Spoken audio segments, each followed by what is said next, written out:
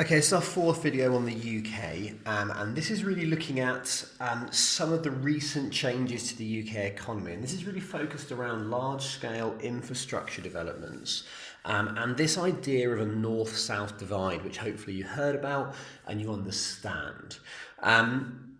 This really ties together everything that we've seen. So I'm just going to go through, first of all, this notion of a north-south divide, and then we're going to look at some of these more recent infrastructure developments and perhaps why they're being done.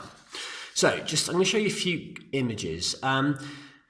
Here's some maps. This is the first map. This is a map of median earnings scaled by job in the UK. Red essentially means better paid, blue or sort of dark blue means worse earnings. And you can clearly see here, London and the southeast has that real economic boom, and you can see how peripheral regions, the southwest, Wales, the northwest of England particularly, are really, really suffering.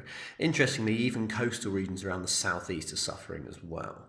Now, this is an example to me of how recent government trends, so we looked at deindustrialisation, closing of manufacturing industries, the decline of primary industry in the UK, and the growth of that post-industrial economy, so finance, science parks. And I said that that post-industrial economy was really along the M4 corridor, and you can see, I mean, this really follows the M4. You can see how wealth in the UK is heavily skewed towards the southeast and that M4 corridor.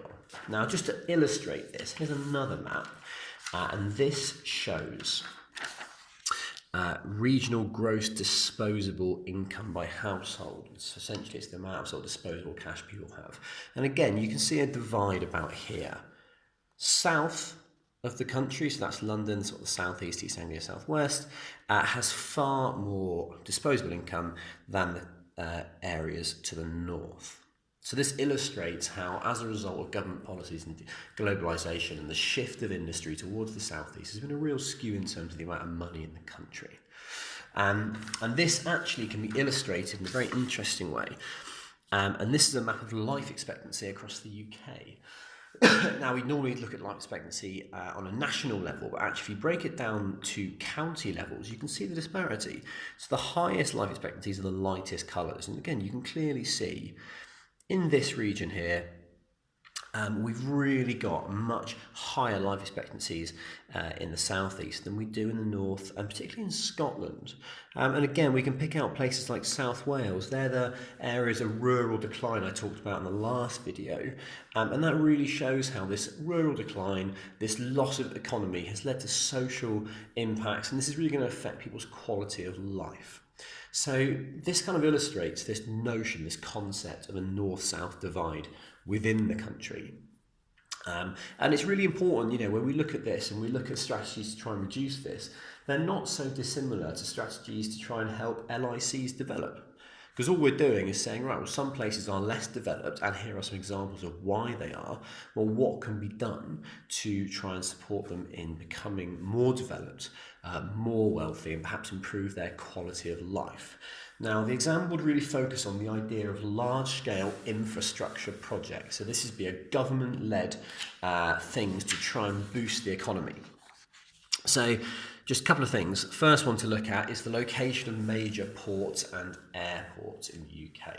Now, ports, as we know, have been declining in the last 100 years as the UK has moved away from secondary and manufacturing industry. It's moved away from doing sort of trade. It's moved towards that post-industrial economy. But one thing they're doing is trying to revitalise these ports to encourage investment of infrastructure into these areas. The airports are more designed for the transfer of people, and this is more skewed towards those tertiary and quaternary sector jobs. So developing airports in places often allows them to develop quite a few sort of post-industrial industries because it allows people to move about, which is often a very popular thing.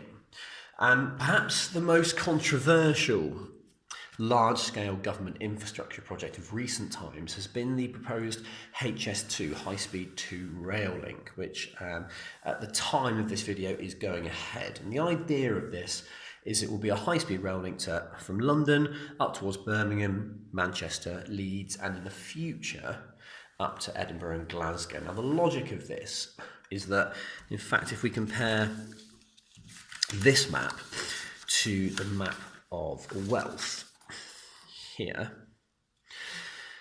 is that the wealth is fundamentally concentrated in this part of the country. We've got massive inequality, and the idea of these rail links going up here is that the wealth here could then spread via trade up to the cities and the communities in the north of the country. So the whole point of this investment, and it's costing something like £50 billion, it's a huge amount of money. The idea of this investment is that it will hopefully try to redress this balance. Now, there's lots of debate about whether it will or not, but certainly this is one of the key ways.